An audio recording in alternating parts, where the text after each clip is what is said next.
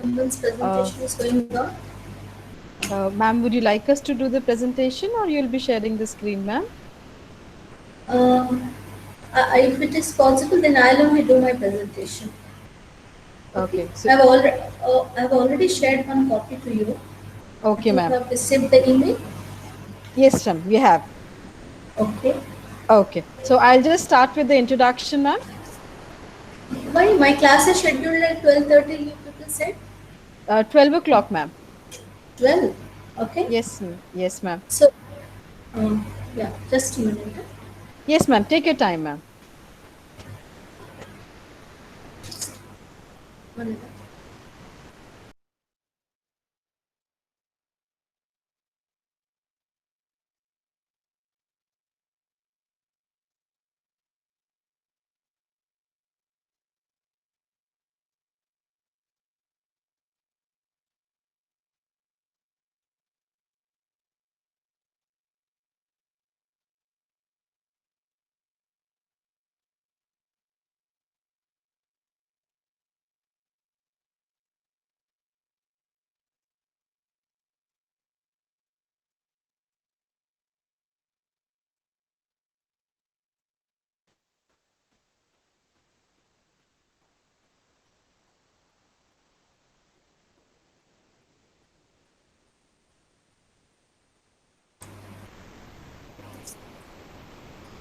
Hello. Yes, ma'am.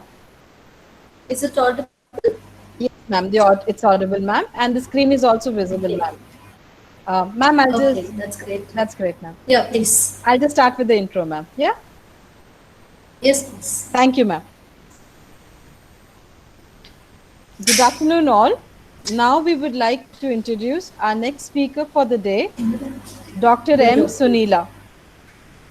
Dr. Sunila has done her PhD in environment from Hyderabad and has Show the video. experience with special focus on air pollution monitoring studies. Ma'am has worked on the preparation of state environment report for Telangana state, and the project is sponsored by Ministry of Environment, Forest and Climate Change. She has also published 24 research articles in various journals and books. Ma'am has organized training programs in environmental domain as the course director to IFS officers and for various schools and colleges. Ma'am has also worked as senior faculty and head analytical lab at Environment Protection Training and Research Research Institute. Institute. Ma'am has experience with environmental impact assessment studies, environmental monitoring, and analysis of pollutants of various segments and management of laboratory as per the quality systems. She has also worked as an environmental consultant with state and central governments of India, SCCL Industries, and Bhagavati Anna Lab. She has also worked as a project fellow in Air Pollution Control Division of National Environment Engineering Research Institute, Hyderabad. It gives me great pleasure to introduce ma'am. Today, ma'am will be presenting on the topic air pollution. Please excuse me for my mistake. I'm really sorry. Today, ma'am will be presenting on the topic air pollution. Thank you so much, ma'am. We request ma'am to address the session. Thank you for the wonderful introduction and good morning, all. I think I can say good afternoon. Okay, let me go into my presentation. Today, I've been asked to present on the topic air pollution. So, I'll be presenting my PPT. So, I have prepared the PPT in such a way that I'll be giving a small introduction about the air pollution. And I think my screen is the scene. Yes, ma'am. It is, ma'am. It's Yeah, clear, okay. ma'am. And the voice is also audible, I believe. If anything is there, please interrupt me. Okay? Yes, yes, ma'am. Sure. Yeah. So I'll be presenting on air pollution today. So today I have prepared my PPT on the like what are the different types of air pollution, how we monitor it, and what are the causes of air pollution, and then coming to the how we can mitigate and control the air pollution. So let me go into the session. So this is just an introductory slide I have just given here. As we all know, the pollution is nothing but the contaminants into an environment that causes the disorder or harm or discomfort to the ecosystem and physical systems or the living organisms.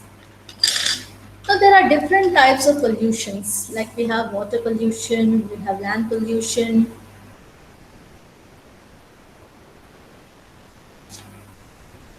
and we have a light pollution and a noise pollution.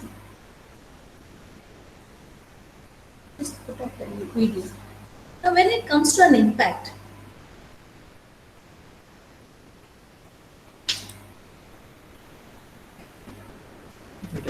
of full screen. Yeah. Now, what is an impact? So, when we are doing any environmental impact assessment studies, so there are different components that we will be studying. Like we'll be studying the micrometeorology, ambient air quality, water quality, soil quality, noise, biological, and socioeconomic studies. Now, why I'm dealing with this subject is like with this component is like why we need to study, why we need to study the inequality. See, whenever an industry is established or needs to be established, there is a need to take the environmental clearances. Or when we need to understand about the health status of a city or a region, we need to conduct the assessment studies. So in that there are different components we take up. So, and what is an impact? An impact is an activity which is a deviation from the baseline situation. Baseline situation is whatever is the existing condition is called the baseline situation. So whenever an industry comes or due to the industrial impact, there is a impact on the components, and these components vice versa also will affect us.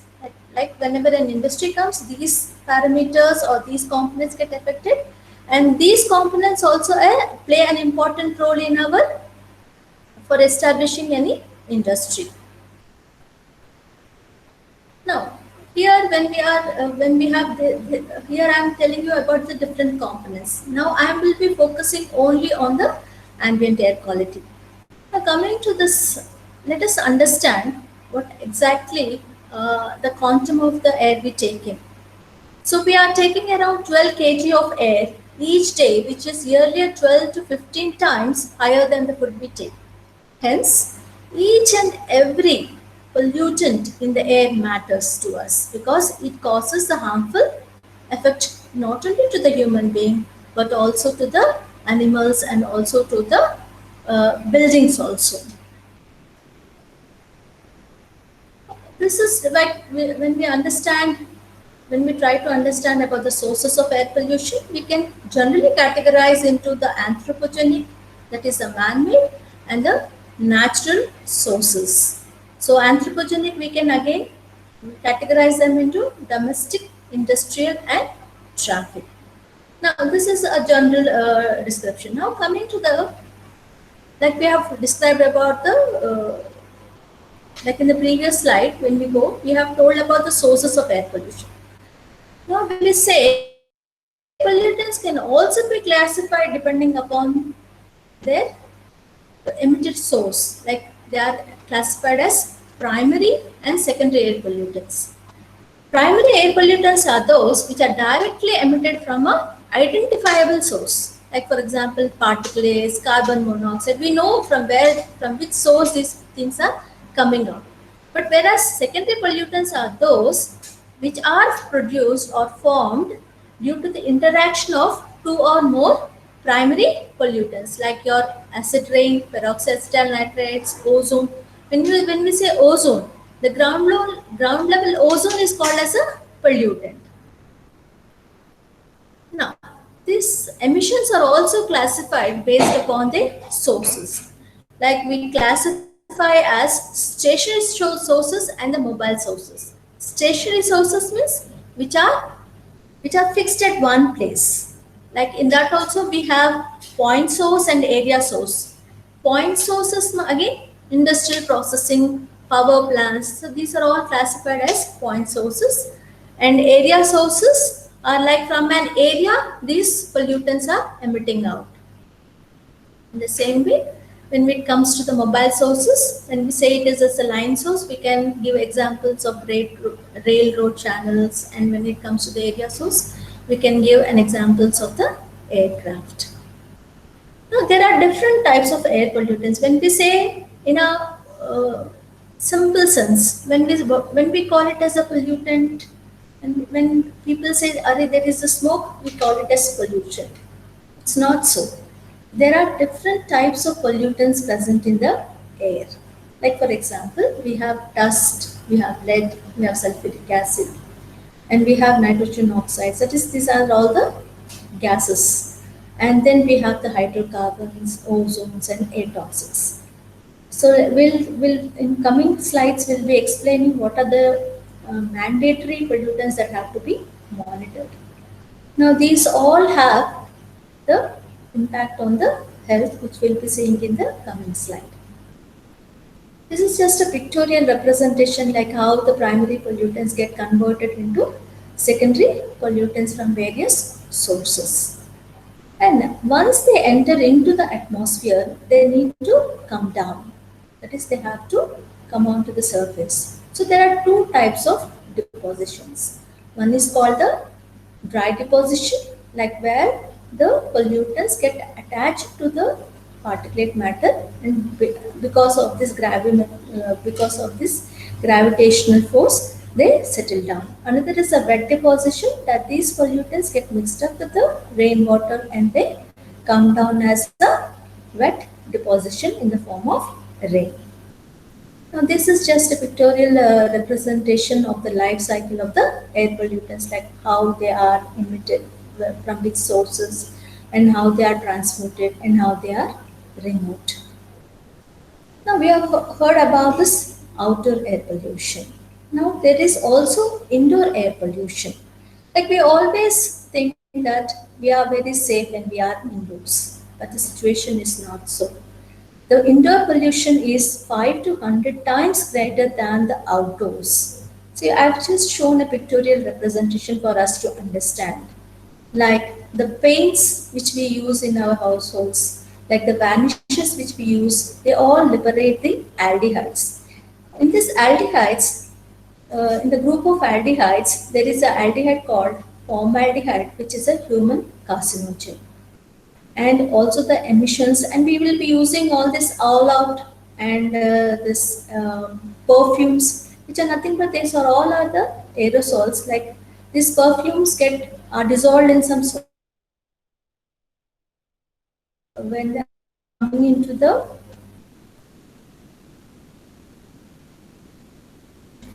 so we also have fungi and bacteria and ammonia from our cleaning detergents. Like we use lots of chlorine related things also, like we use mothballs. These mothballs also contain dichlorobenzene. This is a para-dichlorobenzene. This is one type of polyaromatic hydrocarbons. So many things do come out from this indoor also. So most common, as I told you, they are the cigarette smoke, carbon monoxide, nitrogen dioxide, formaldehyde, and pesticides. Hence, there is a need for us to have a proper ventilation in the indoors also. Now, next thing slide I'll be projecting is on the effects and sources of air pollution. So I've just mentioned over here different types of air pollutants. Simple examples I'll be giving over here. Like when we travel in the bus, we have a feeling of nausea, isn't it? Some of us we face that when we travel, we have a vomiting sensation.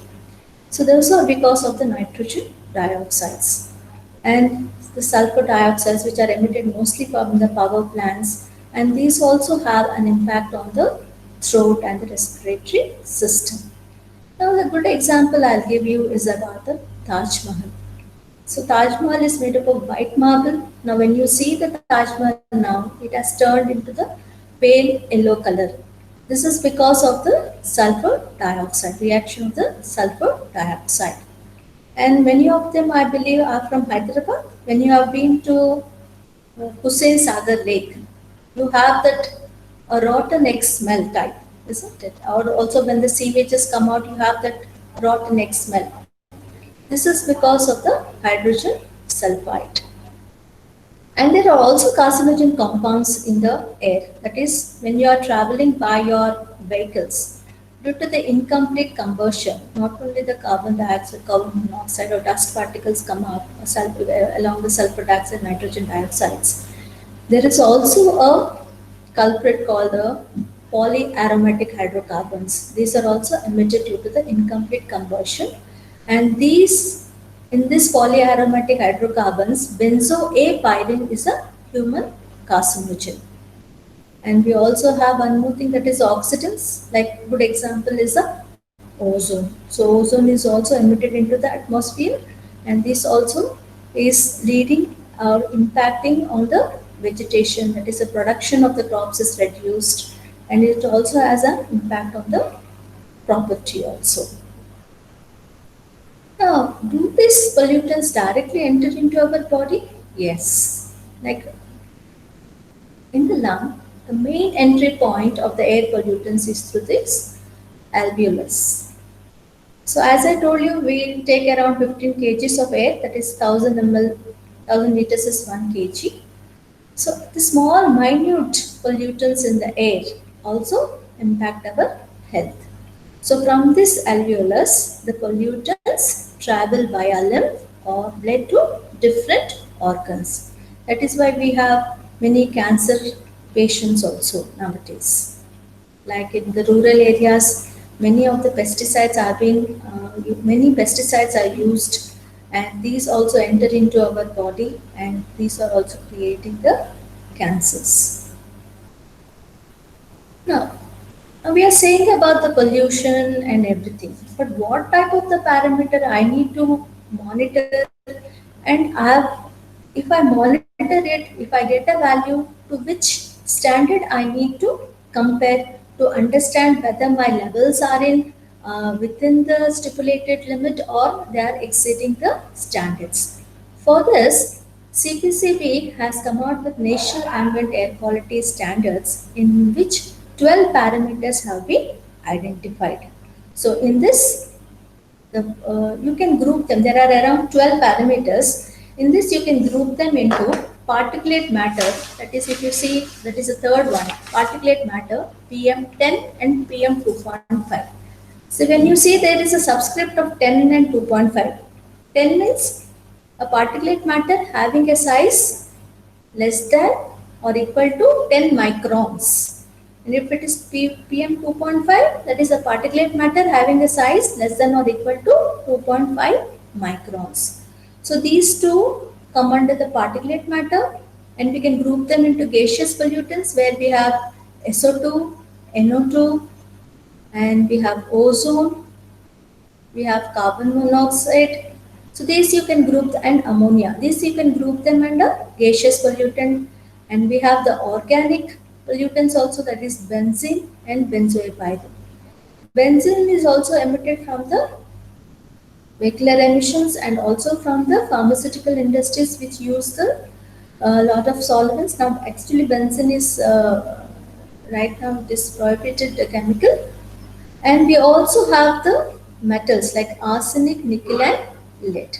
So we can group them as four categories: particulate matter, gaseous pollutants, organic pollutants and inorganic pollutants. So here if you see, these are the standards, and when you see the units, they are in the microgram per meter cube. This is because we take the volume of the air and we represent, that is why meter cube, that is the known volume of the air is drawn. Now, before we take up any, I'll just outline about the monitoring technique we apply. So, when we go for a monitoring or when we have to study about any particular area regarding how much is the pollution load in that particular area, first we need to understand about the wind direction, because when the wind is moving from upward direction, that is from generation to the upward, the impact will not be at that point. It will be to the point where the wind is moving. So for that, first we need to understand about the wind direction, for which we use a automatic weather station. And in this you can see, this is a, we also have a rain gauge where we also measure the amount of the rainfall, and we have a wind directions and wind speed also, we will be first understanding it. And later with this wind direction, so this is called the windrose direction, where we plot the wind speed and wind direction. Okay, when we say the wind is blowing from here to this end, so when it starts from here and when it is stopping over here, when it's spreading from this direction, so all the pollutants from this direction are being carried to the opposite direction. So your major study should be on this area, because more impact is on that direction. Now these are the parameters to be monitored. I have already said, like already these are the listed things in the National Ambient Air Quality Standards. So there are different sampling period and the frequency which we look into on. Like for example, particulate matter, we do the monitoring for 24 hourly. When it comes to the gaseous pollutants, we carry the monitoring every 8 hours. Okay. And there are different techniques that are used. Like I'll just show the instrument which we use for this, for your understanding. If any is it okay, my speed? Hello? Yes, ma'am. Yes, ma'am. Okay? Yes, ma'am. Okay then. Okay then. Thank you. So there are the two different instruments which we are using over here. This is called as a respirable dust sampler. This instrument we use for monitoring for capturing the dust of PM10 particulate matter. And if you see the adjacent over here, we have the impingers. Impingers are to collect the gaseous pollutants. I have already told you that we will be doing SO2, NO2, ammonia, ozone. So all these things, there are different impingers. So different absorbing media is used, and we collect in this gaseous attachment, and here we place a PM10 filter paper. Here the filter paper which we are using is glass fiber filter paper, which is 8 into 10 inches. That is, known volume of air is drawn from this inlet pipe, and due to the centrifugal force, the coarse particle gets collected as a dust, and the fine particle, that is a PM10, gets collected on the filter paper. Now this instrument we use, this instrument is called as ambient fine dust sampler. This instrument we use for collecting the PM 2.5 particulate matter. The filter paper we use in this ambient fine dust sampler is PTFE, that is polytetrafluoroethylene. So this is how we collect the sample. So every 24 hourly the particulate matter is collected, and every 8 hourly. If you think that your ambient air contains lots of dust, then your collection time will be changed. You can collect every 8 hourly also. Now let us see a case study of a Hyderabad city, because you are almost familiar with Hyderabad city, I believe.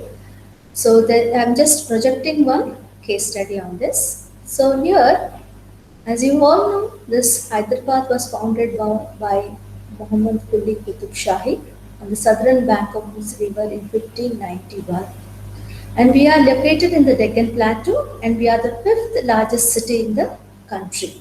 And our temperatures are maximum is 40. Now the temperatures are also shooting up to 45. Things have been changed, and our city has grown from 175 square kilometers to 650 square kilometers. And our climate is of tropical wet and dry. Now, coming to the growth of Hyderabad. When we see the population of the Hyderabad city from 1951 to 2011, that is a census data, I think you all will be knowing that it is taken every 10 years. So we are comparing the data from 1951 to 2011, and you will see that the population has drastically increased from 10 lakhs to right now we are around 68 lakhs. And currently, that is in 2011, it is 68 lakhs, but if you see currently, it might have gone up to 80 also. So the growth rate is very high, and when we compare our area, 650 square kilometers, and when we see the population density per square kilometers, it is 18,172 square kilometers. That is a very density increases that are very high.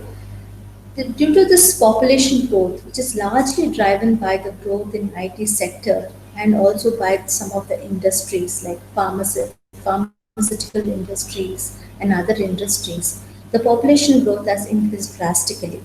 And these have an immediate impact on, so we go for a increase in the residential and commercial sector, increase in population commuting, there is an increase in the water demand and increase in the power demand. So our demands are keep on increasing, and there is a very much pressure on our environment.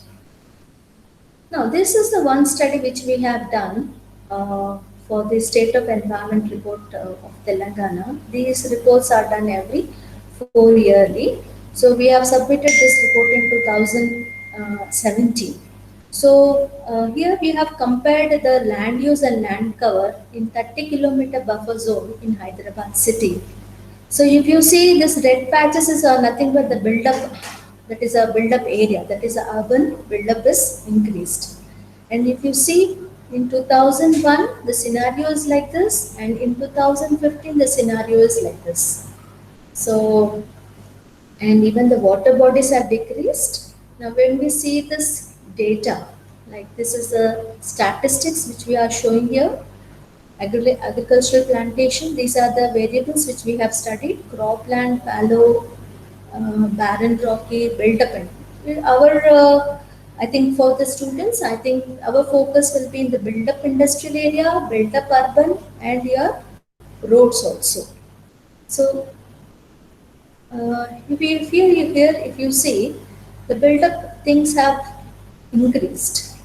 That is, these are the growth engines.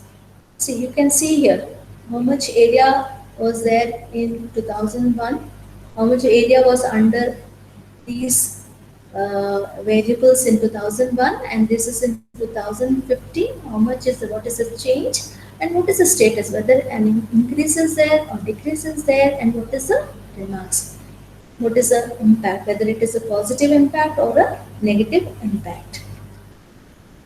So this is a one which we have shown over here. And coming to the road transport.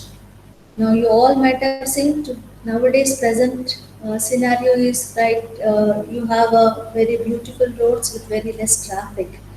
But when we see the previous year scenario, the vehicles in 2005, there were around 10 lakhs of vehicles. They have shooted up to 28 lakhs. 28 lakhs. So the vehicle population of Hyderabad has, when we see from 2010 to 2017, so every year there is an increase. So nearly 15% of the vehicles have been growing every year. And because and we this public transport is not able to keep pace with our increased population, hence we are dependent on the Ola, Uber and everything, and these are occupied a large. Shall I continue? Yes, Hello. ma'am. Okay. Yes, ma'am. Right. Thank you. So this is how every year we are adding up the vehicles into our city. Source apportionment study conducted the Telangana Pollution Control where if we see which sector is contributing, what is the meaning? Let me tell you. See, in an area, you will be knowing how much pollution is there.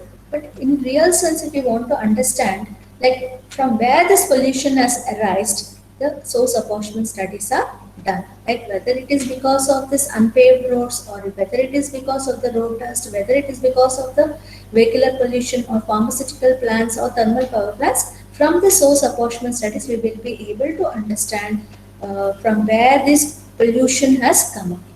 Now, when we say the source apportionment studies done for the Hyderabad city in 2003, the more of the population is contributed by the vehicles, which is around 49%, and road dust is 33%. Next, I'll be presenting on this. So nowadays we are observing very good climate in Hyderabad city. Not of much pollution is there. You can breathe a good air, isn't it? Very fresh air we are able to breathe. We are seeing good greens all over our city, and birds are coming out, animals are coming out. So lots of pollution has drastically reduced. When we see, so some of this is the PM10 levels which I am showing over here from January to July 20. Like the pollutions were around 140 microgram per meter cube in January, which have been drastically reduced to 67 because of this COVID-19 pandemic. We have stopped going out, we have stopped taking out our vehicles, only when in emergency we are coming out. So you can see there is a drastic reduction of this pollutant. Like, sorry, the normal levels are like the standard levels are, these are the hourly readings. So the concept, the value, standard value is 100.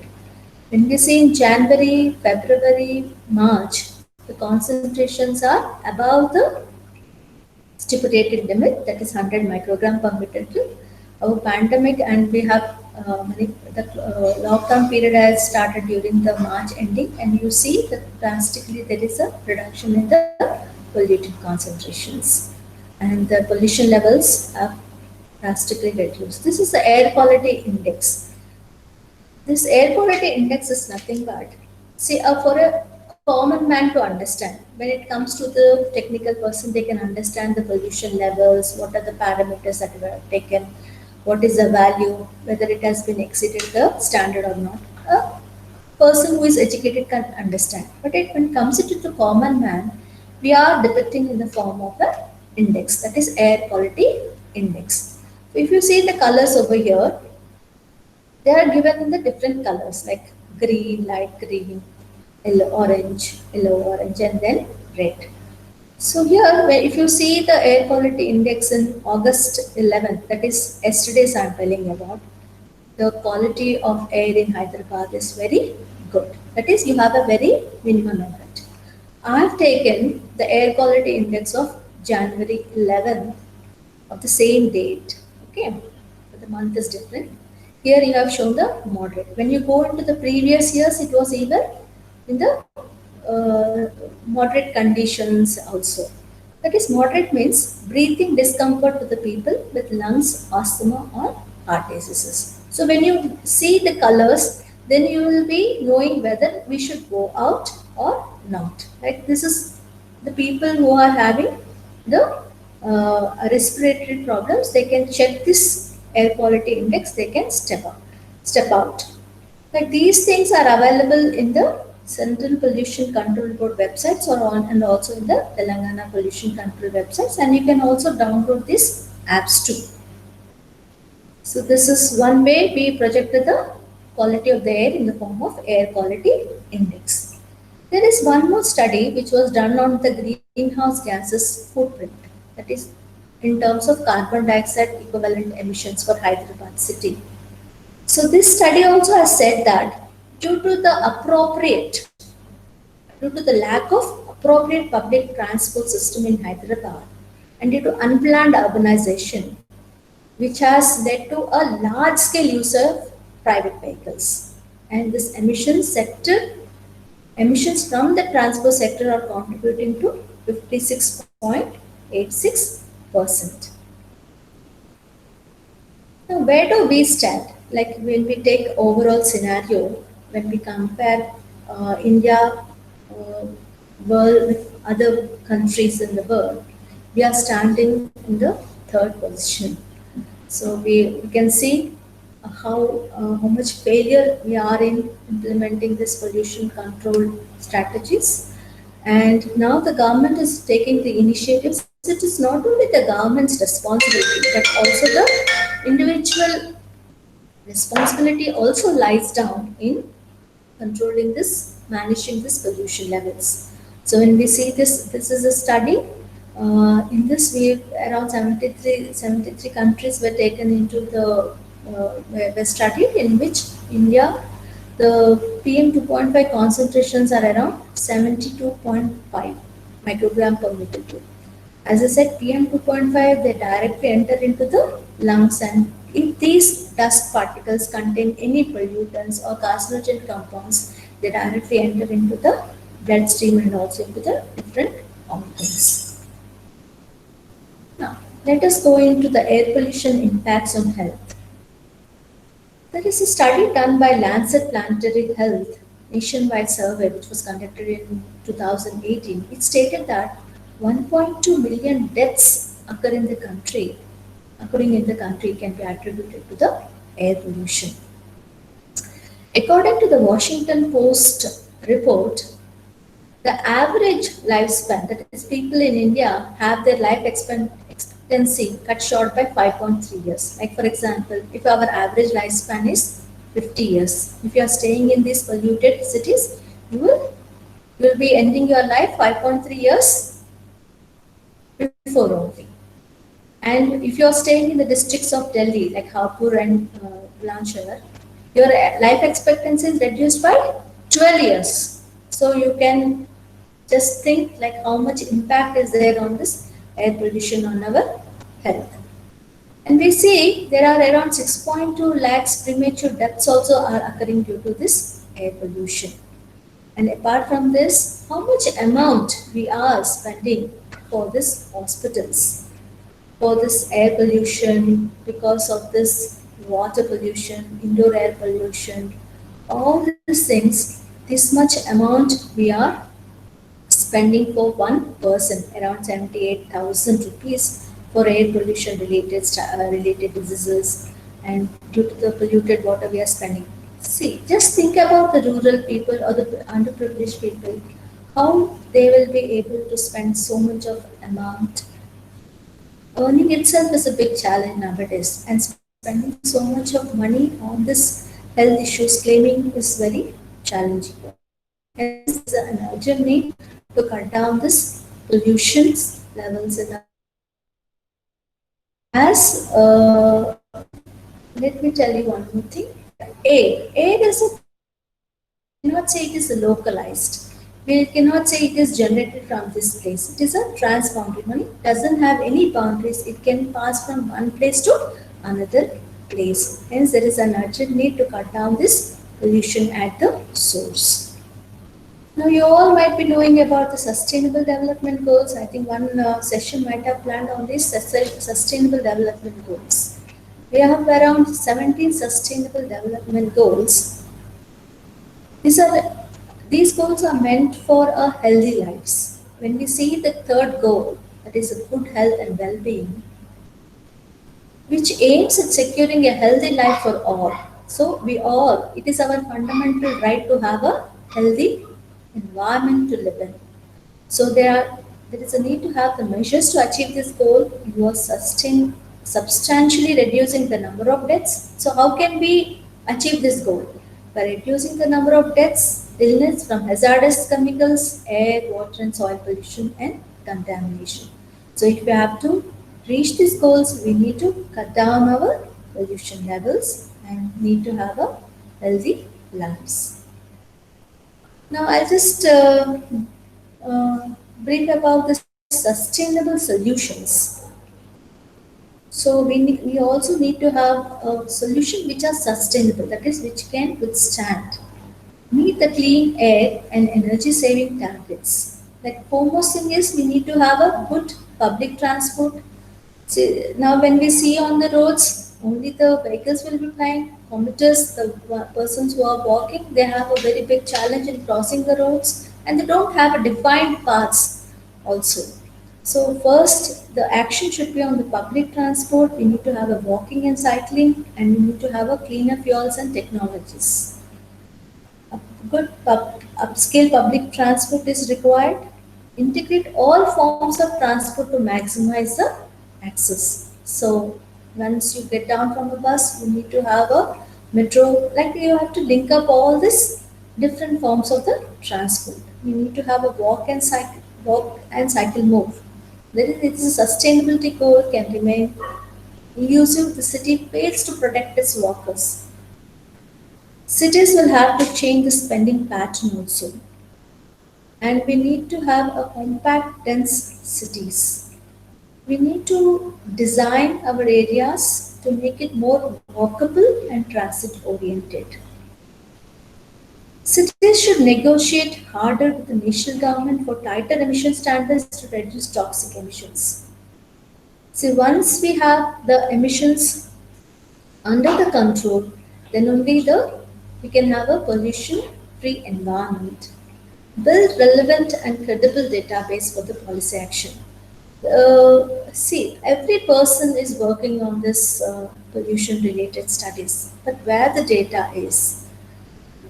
So we need to have a good database control system where I need to understand like how much is the pollution generated from a particular area. Everything should be placed readily accessible to the public also or to the students. If they have to come up with a research article, they need to have a ready accessible data, and also these data should be readily available for the policy decisions targeting the emission source to meet the air quality standards.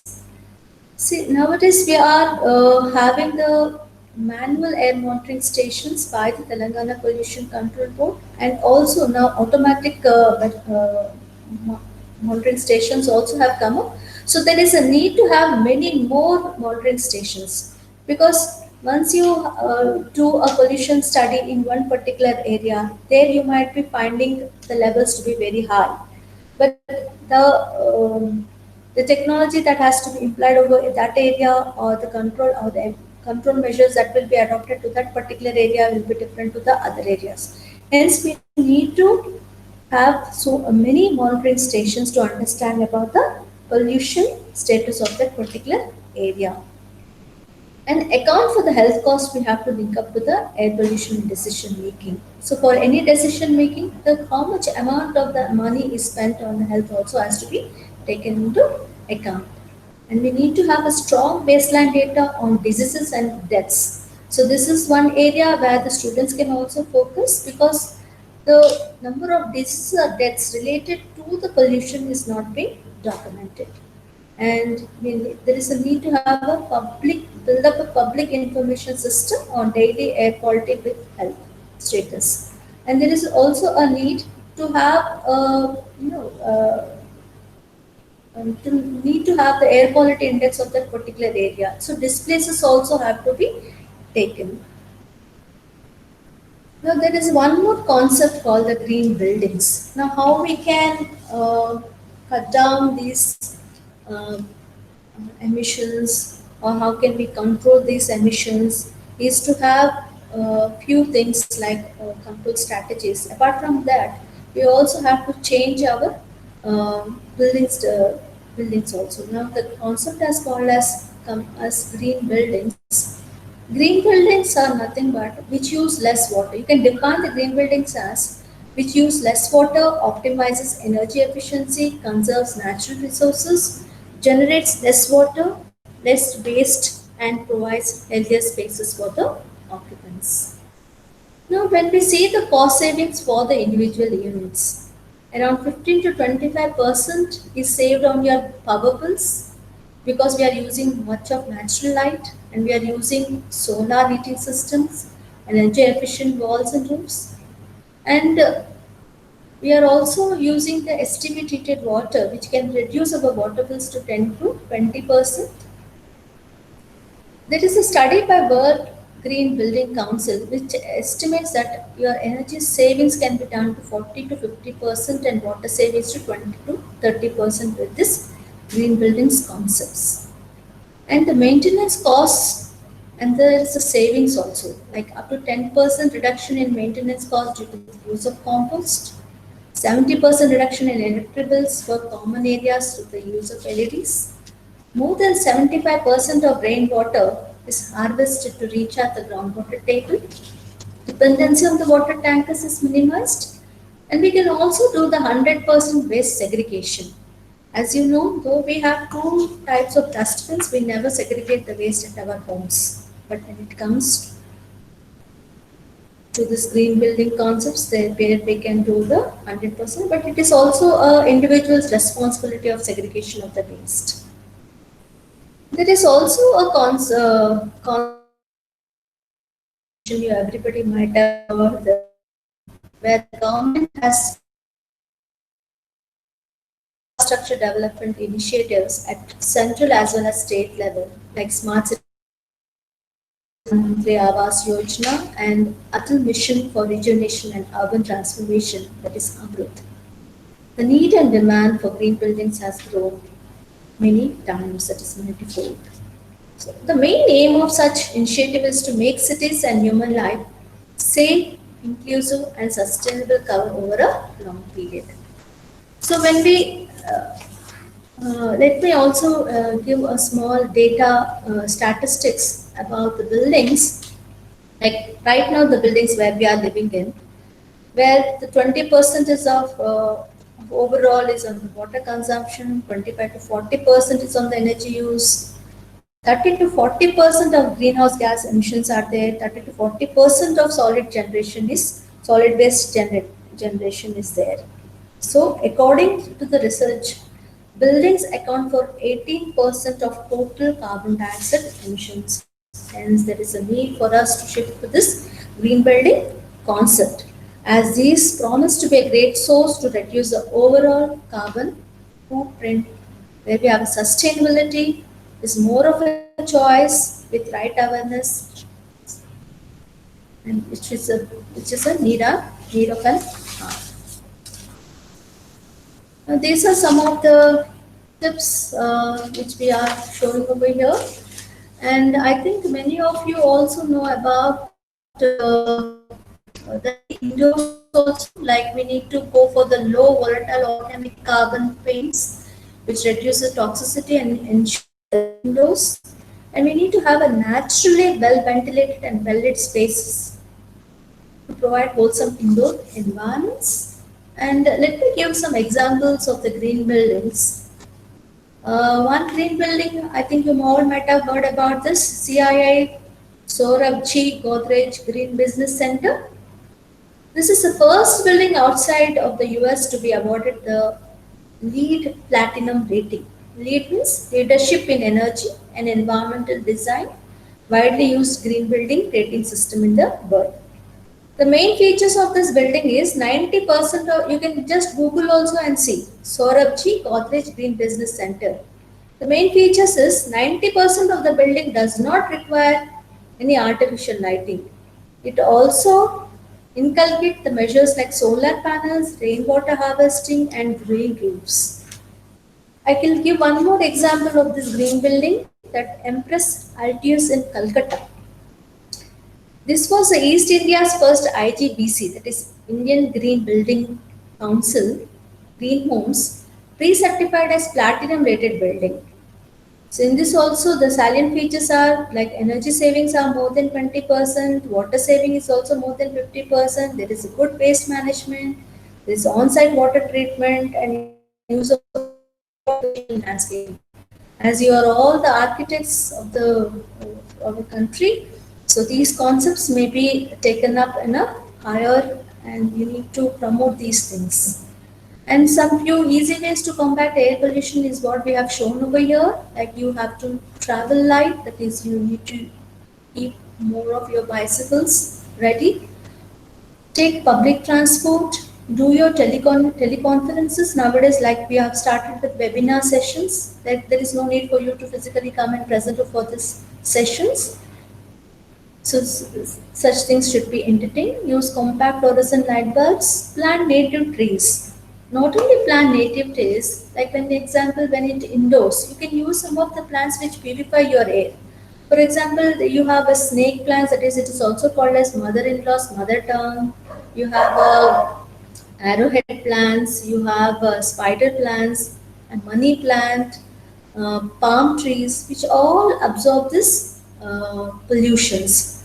In EPTRI also, we have a tissue culture laboratory over here, and we are also bringing out these type of plants. So you can just look into our website eptri.com, and you can also understand about the different types of plants which you can place in your place at your homes also. And you need to stop this waste garbage burning, and get and you need to shift on to the renewable energy, and this on we have to use we have to focus on the recycle use and use of the recycled products.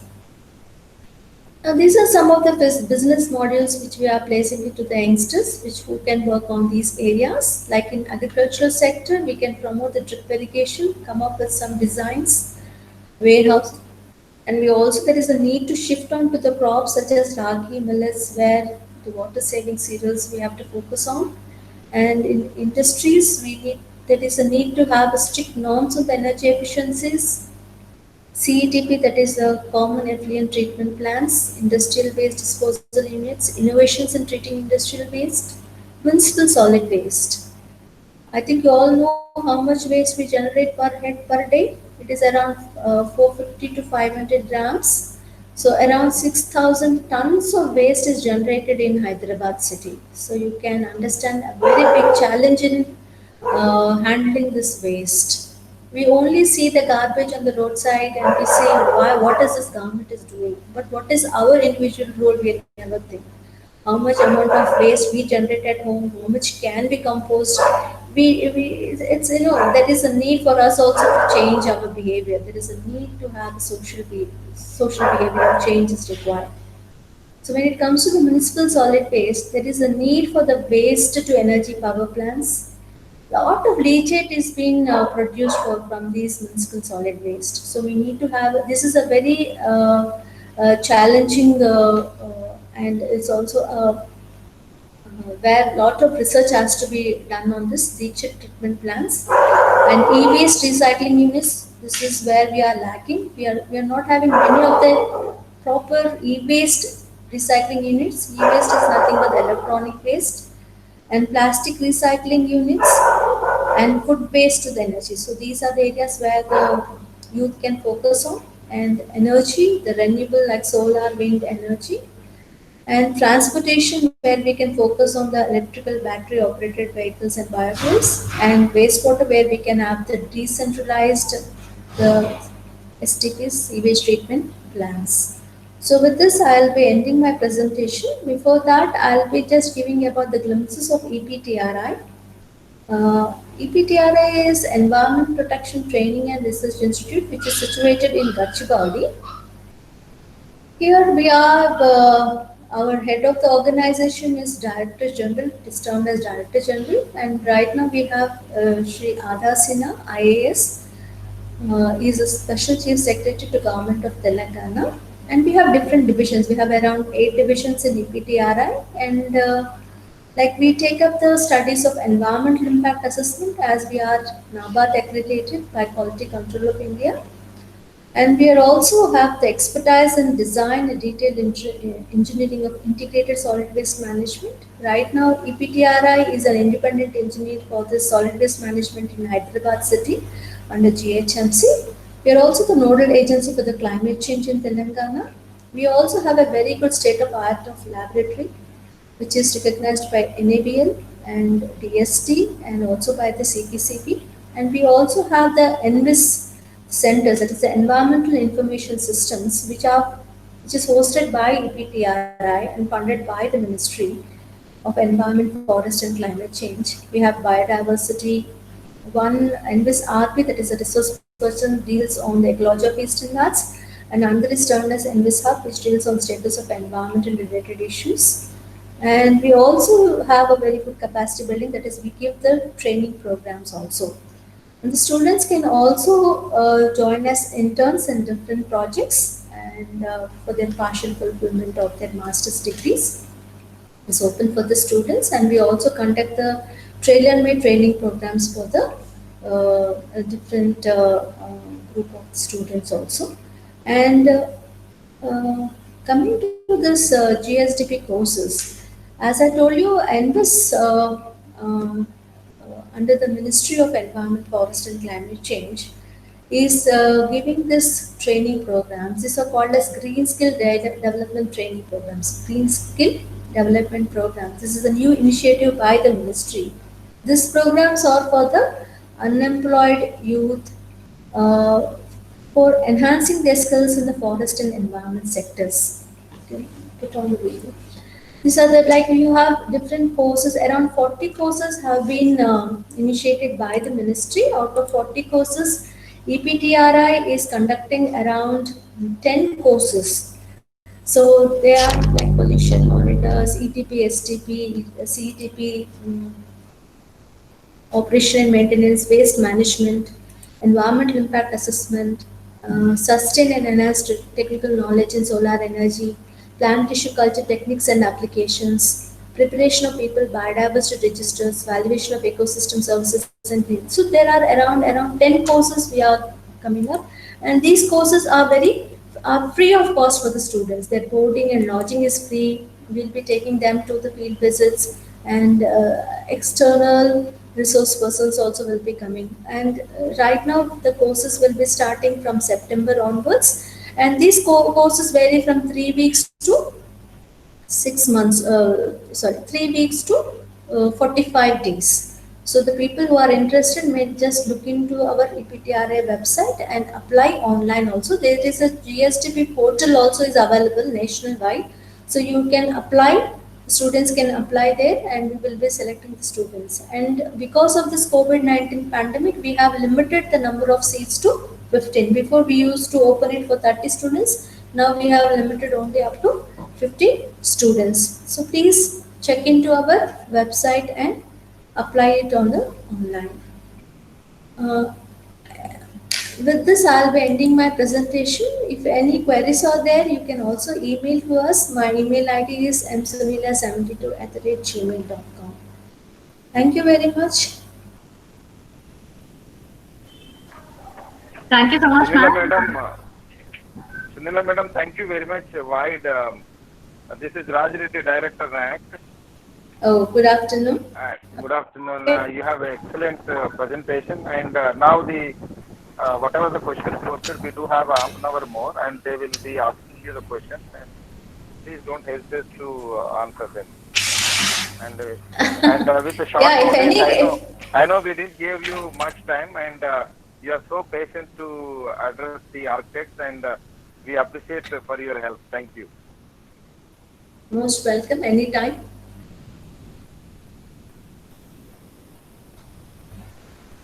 Thank you so much, ma'am, for sharing the information on EPTRI, and we would definitely put it forward to our students. We Yeah. have, I think- yeah, ma'am. So these are the very lot of opportunities there in the EPTRA also. Many projects are happening in EPTRA where the students can come and join. We also have done this green rating for this national. This is the botanical garden is there in the Gachibowli. So where we have done the green rating for that also. So many if the students are interested in coming up as interns, they can also apply to EPTRI where we can take them in different projects. Yeah, definitely, ma'am. So we have a few questions in the chat box from the participants, ma'am.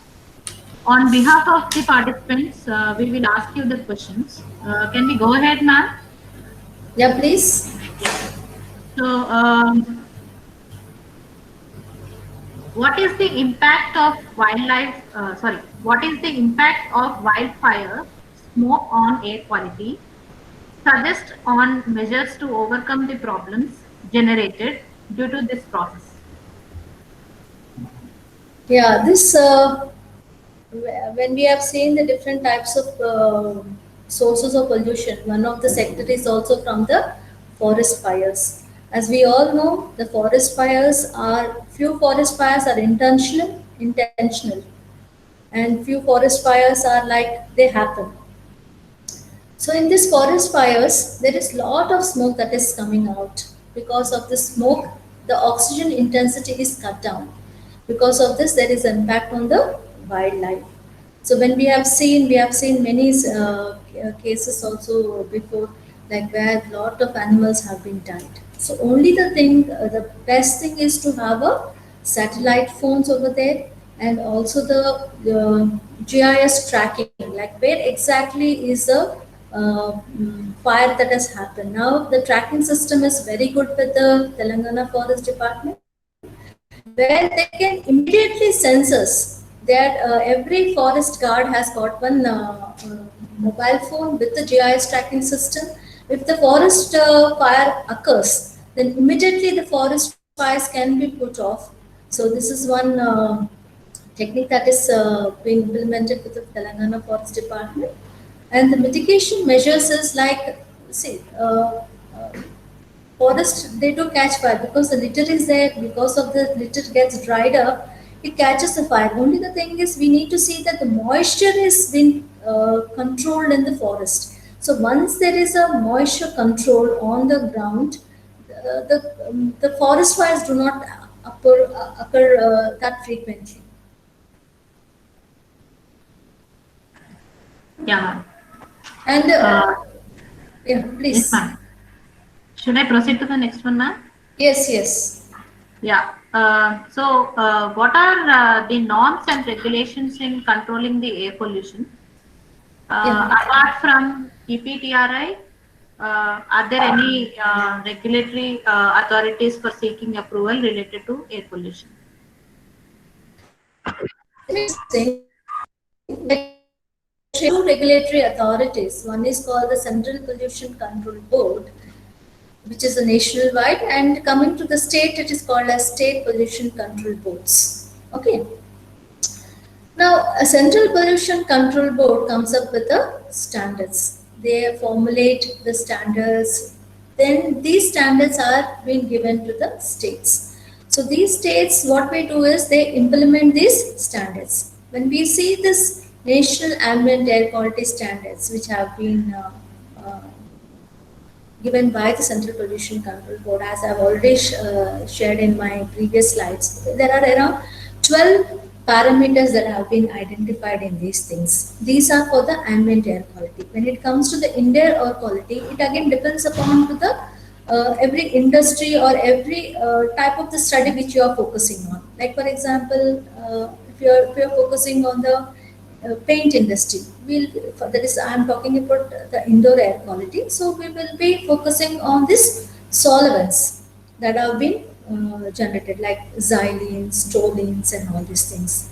But there are no stipulated standards for the indoor air quality. But for the outdoor ambient air quality, there are around 12 parameters that have been stipulated by the Central Pollution Control Board, and these are called as National Ambient Air Quality Standards. So in that also you can see there are different standards that have been stipulated, like 24 hourly the value will be different, and annual averages the value will be different. As per the mandatory act, we have to take around 104 measurements, and pollution control board usually takes up the studies. So coming to the EPTRI is not any regulatory body, but it acts as a third party, but it's also a referral laboratory where you can come to us and ask us to carry out this pollution studies, and we will come up with the data like how much pollution is there in the area, and whatever the data is there, that will be under the custody of the Telangana Pollution Control Board. Hope I have answered this question. Yes, ma'am. The next question, ma'am.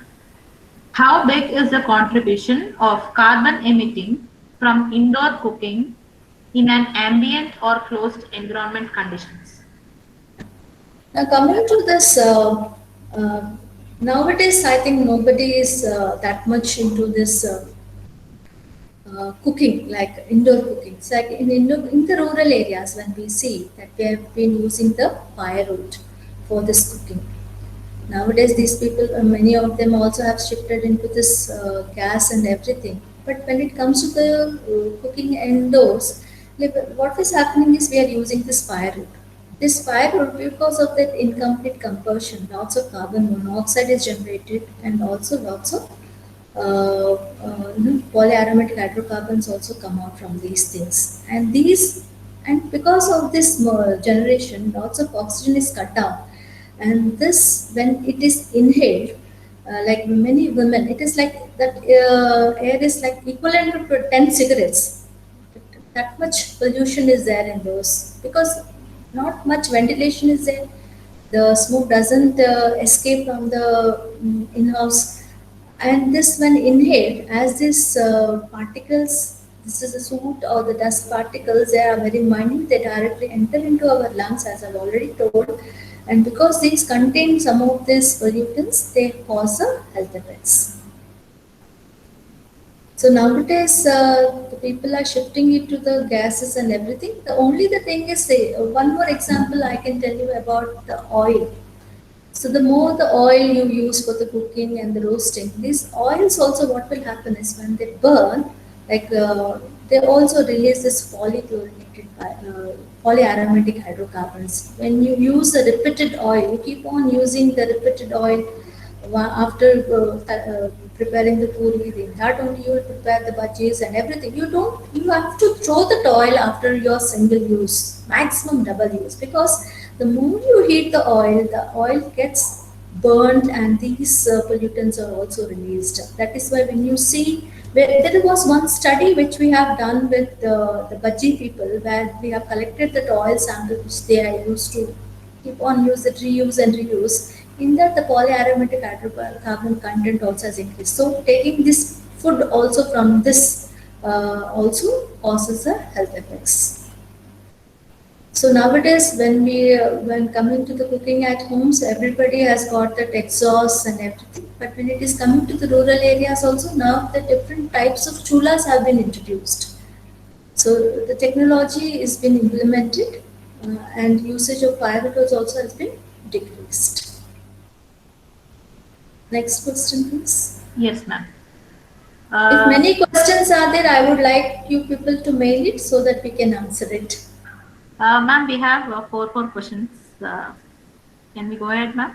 Yeah, please. Yeah. So the next question is, how can we as architects and planners collaborate with EPTRI for our future works and urban planning? Okay. So architects are the people where you need to have a proper planning system, isn't it? But before, you need to have one good urban planning. So where we can also suggest, like in urban planning also we can suggest, because we also are into the solid waste management, and how this green building concepts also can come up, where we can also be part of the study, like in giving the green ratings also. So we have done this green rating concepts also. So you people can tie up with EPTRI in conducting this air pollution studies, in designing of STPs, ETPs, CTPs, and also in the rain harvesting techniques, and also in the solid waste management also. As we are also into the environment related issues, where we have knowledge about the standards and this various laws. See, there are very many laws, environmental laws are there, like air pollution laws are there, air pollution prevention protection laws are there, water pollution prevention protection laws are there, where EPTRI has expertise in this field, so we can work together in planning and in coming up with these structures. And also like we also have a tissue culture laboratory, where we also produce different types of plants which are very good for which have the medicinal values. So where we can also guide you, like what type of plantation has to be made, the avenue plantation or the plants that have to be used in the indoor, that also suggestions can be given by the EPTR. Yes, ma'am. The next question: what is the measure to be taken while developing a new communities and remedy for the existing communities, whether it be a gated community or apartment, as they have extensive use of air conditions and reduced green cover with just decorative plants or shrubs are planted in those communities. Use of air Yeah. conditioning seen more. So, your opinion on this, ma'am? Yeah, like when it comes to the gated community or to the apartments, the gated apartments also. Now we can see the trend has been changed. We cannot say that they are not, they are also environmental friendly.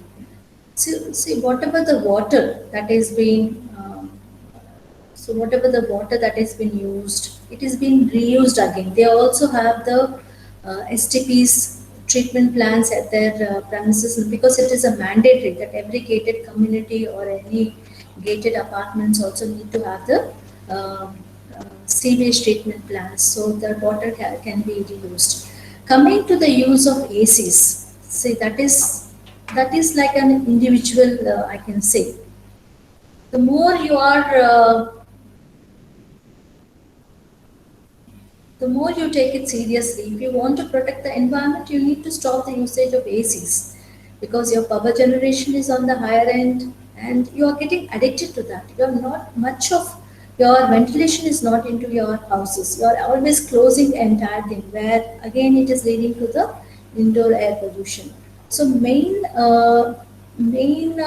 emphasis that should be made is to have uh, our self behavioral change. I can say now, once you open the curtains and you get used to this, you know, you need to have the sunlight. Because of these ACs, there is a lot of deficiency of vitamin D also. The studies also have been conducted where because of using of more of this ACs and all, the vitamin D deficiency is also happening, which that is why we have always pain in our knees and everything. This is because of the vitamin D deficiency. So let us have one good ventilation system. And coming to the plants, as I've already told you, rather than keeping, even in the gated communities or in the apartments also, they do have a 33% of green coverage, which is a mandatory.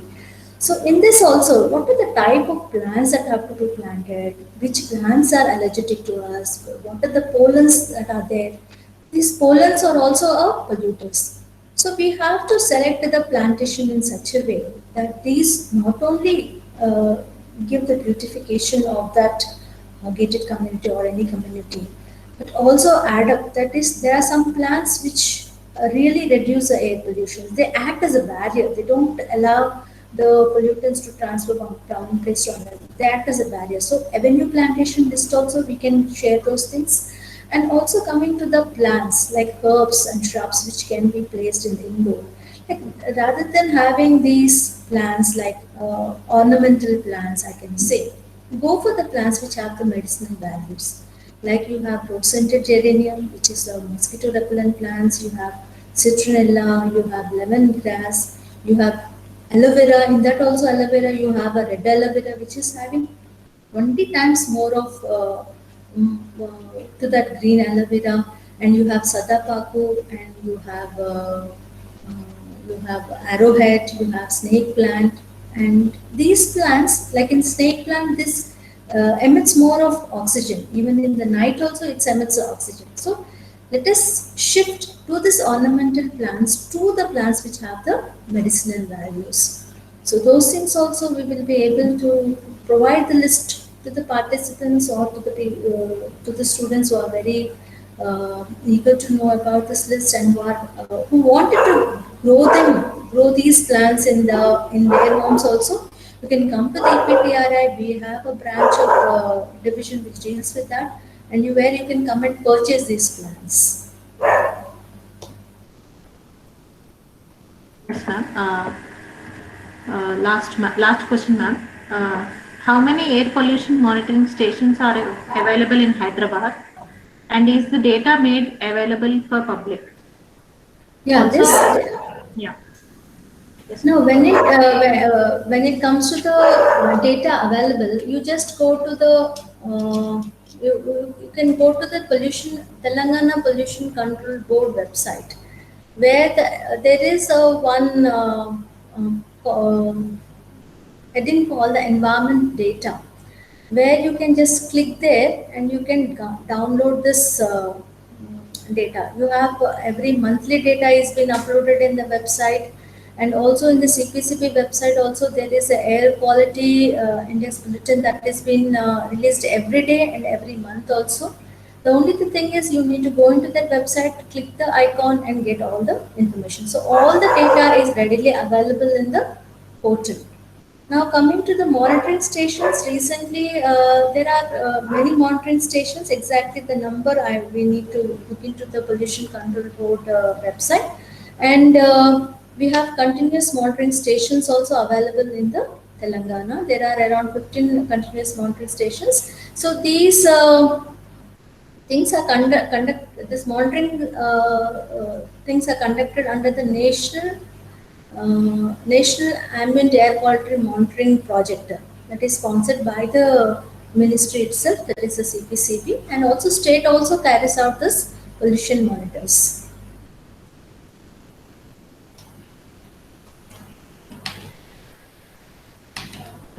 Yes, ma'am. Thank you so much for your unrelenting response for all the questions, ma'am. Thank you. Yeah. We would like to thank Dr. M. Sunila ma'am for her kind words of wisdom. This session was very informative for giving us knowledge on environmental impact from the perspective of air pollution, which has a direct impact on the sustainable modern cities with the help of varied case studies. Thank you once again, ma'am. Most welcome. And I thank the college and the organizing committee. And I express my sincere thanks to Raj Shetty Garu also, who was like insisting that I should do a presentation. Thank you very much for giving me this opportunity. I hope you all liked it, the session. And if any queries are there, please kindly post your questions to my email ID. I'll be answering to those things. Thank you. Madam, thank you for participating in a short time. It is almost a workfoot basis, and very patiently you heard us, you listened to us, and then you presented. And your presentation is excellent, and the architects are enjoyed. The last question was so wonderfully you answered. Thank you very much. Thank you very much. We look forward to work with you more in the future. Yeah. Thank you very much. I suggest SVCA to have an MOU with EPTRI so that we can collaborate. Yeah, sure. Come up with the proposal. Let's have a discussion and then we can go ahead. Lovely. Thank you.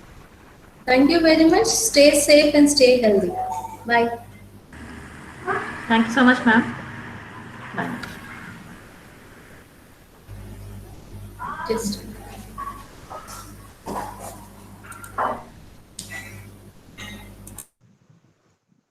You can join back the session for our next presentation by Mr. Rajiv Gupta at 2:30. I request participants to join in 10 minutes in advance. He is going to be talking on recent trends in energy efficiency, thermal comfort, and modern buildings. Please log in back at 2:20. Thank you.